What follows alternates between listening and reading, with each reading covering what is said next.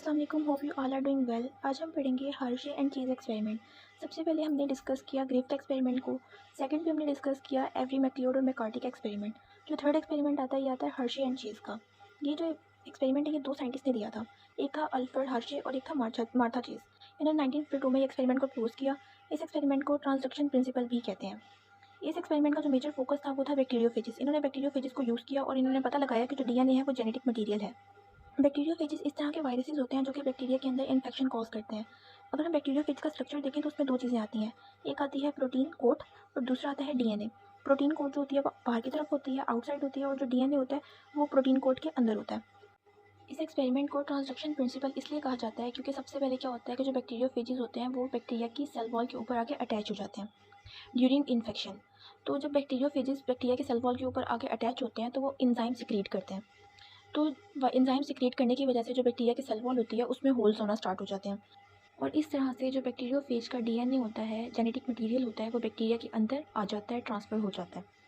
और वो बैक्टीरिया की जो बायोसिंथेटिक मशीनरी होती है, बैक्टीरिया का डीएनए होता है, उसको अपने काबू में कर लेता है, होल्ड कर लेता है, और उसको यूटिलाइज़ करते हुए काफ़ी ज़्यादा मल्टीपल कॉपीज़ बनाता है, काफ़ी ज़्यादा न्यू बैक्टीरियोफेजेस बनाता है। इसी तरह से जो बैक्टीरिया का सेल होता है उसके अंदर मल्टीपल न्यू बैक्टीरियोफेजेस बन जाते हैं, बहुत ज़्यादा अमाउंट में बैक्टीरियोफेजेस बैक्टीरिया के अंदर बन जाते हैं।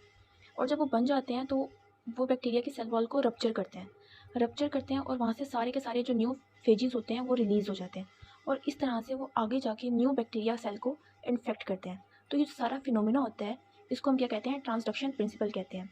The process by which bacteriophage transfer its genetic material from one bacterium to several other bacteria, such principle is known as transduction principle. अब बात करते हैं एक्सपेरिमेंट की। हार्शे और मार्था चेस ने एक्सपेरिमेंट किया, उसमें उसने बैक्टीरियोफेज को यूज़ किया, और उन्होंने क्या किया कि दो मीडियम लिए। एक मीडियम था जिसमें उन्होंने रेडियो एक्टिव आइसोटोप यूज़ की सल्फर 35, और जो दूसरा मीडियम लिया उसमें उसने रेडियो एक्टिव आइसोटोप इस्तेमाल की फॉस्फोरस 32।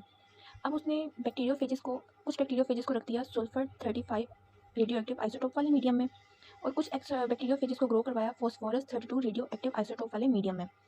जैसा कि हमें पता है कि जो डीएनए है उसके अंदर काफ़ी ज़्यादा हाई रेशो में फॉस्फोरस होती है, और उसके अंदर सल्फ़र नहीं पाई जाती डीएनए के अंदर। सिमिलरली जो प्रोटीन होती है उसके अंदर काफ़ी ज़्यादा अमाउंट में सल्फ़र होती है। तो जो उनसे बैक्टीरिया ऐसे मीडियम में ग्रो की जिसमें सल्फ़र 35 थी, तो जो उनकी प्रोटीन कोड थी उसमें सल्फ़र 35 डिपॉजिट हो गई। ऑन दी अदर हैंड ऐसे बैक्टीरियोफेजेस जो कि फॉस्फोरस 32 रेडियो एक्टिव आइसोटोप वाले मीडियम में ग्रो किए, उनकी जो डीएनए था उसके अंदर फॉस्फोरस 32 इनकॉर्पोरेट हो गई। अब बात करते हैं इनके कुछ स्टेप्स की। सबसे पहला स्टेप होता है इन्फेक्शन का। इन्फेक्शन में ये होता है कि जो बैक्टीरियोफेजेस होते हैं वो बैक्टीरिया के सेल वॉल के ऊपर आके अटैच हो जाते हैं। अटैच होने के बाद वो अपना जेनेटिक मटेरियल जो है वो बैक्टीरियल सेल के अंदर ट्रांसफ़र करते हैं। ये होता है इन्फेक्शन का स्टेप। अब जो दूसरा स्टेप आता है वो आता है ब्लेंडिंग का। ब्लेंडिंग में ये होता है कि जो बैक्टीरिया होता है उसके अंदर वायरस का जेनेटिक मटेरियल ट्रांसफ़र हो चुका होता है, लेकिन जो बैक्टीरिया की प्रोटीन कोट होती है वो बैक्टीरियल सेल के अंदर नहीं जा सकती, वो बैक्टीरिया की सेल वॉल के बाहर ही चिपकी होती है। तो हमें उसकी कोई ज़रूरत नहीं होती, तो हमें उसको हटाना होता है बैक्टीरियल सेल वॉल के ऊपर से। तो हम उसके लिए करते हैं ब्लेंडिंग करते हैं।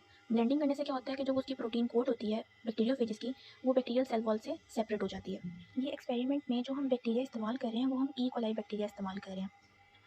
जो थर्ड स्टेप है वो है सेंट्रीफ्यूगेशन। सेंट्रीफ्यूगेशन में हम स्पिनिंग करवाते हैं, रोटेशन करवाते हैं। उससे ये होता है कि जो बैक्टीरियल सेल होता है हमें पता लगाना होता है कि इसमें से वायरस के पार्टिकल्स कौन से हैं और बैक्टीरिया के पार्टिकल कौन से हैं।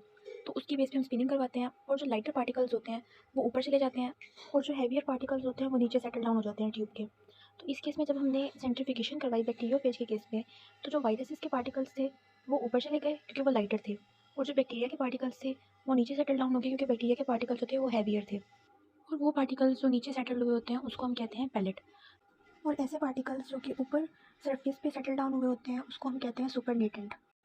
तो इस केस में वायरस के पार्टिकल्स जो हैं वो सुपरनेटेंट हैं, और जो बैक्टीरिया के पार्टिकल्स हैं वो एज अ पैलेट एक्ट कर रहे हैं। अब जैसा कि हमें पता है कि हमने दो बैक्टीरियोफेज को ग्रो करवाया था। एक बैक्टीरियोफेज को हमने ग्रो करवाया था रेडियो एक्टिव सल्फर वाले मीडियम में, और दूसरे बैक्टीरियोफेज को हमने ग्रो करवाया था फॉस्फोरस 32 वाले मीडियम में।